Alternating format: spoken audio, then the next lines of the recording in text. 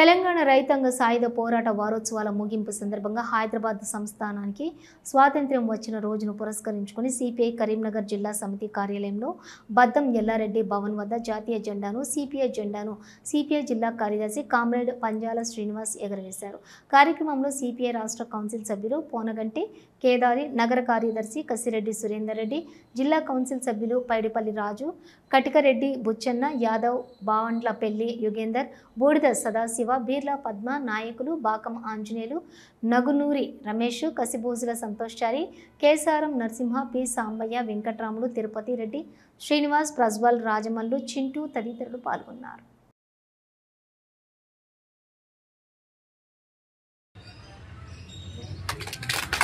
వర్ధిల్లాలి భారత communist party, వర్ధిల్లాలి వర్ధిల్లాలి వర్ధిల్లాలి భారత కమ్యూనిస్ట్ పార్టీ, వర్ధిల్లాలి వర్ధిల్లాలి సాధిద్దాం తెలంగాణ సాయుధ పోరాట అమరవీరుల ఆశయాలు. జిందాబాద్ సిపిఐ జిందాబాద్ సిపిఐ జిందాబాద్ జిందాబాద్.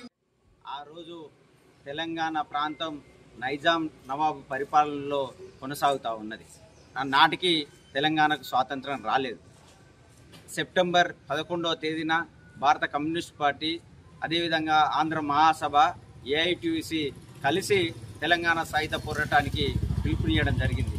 4500 మంది పైచీలకు కామ్రేడ్స్ రక్తం ధారపోసి ప్రాణాలు అర్పిస్తే 1948 సెప్టెంబర్ 17న తెలంగాణకు స్వాతంత్రం వచ్చింది.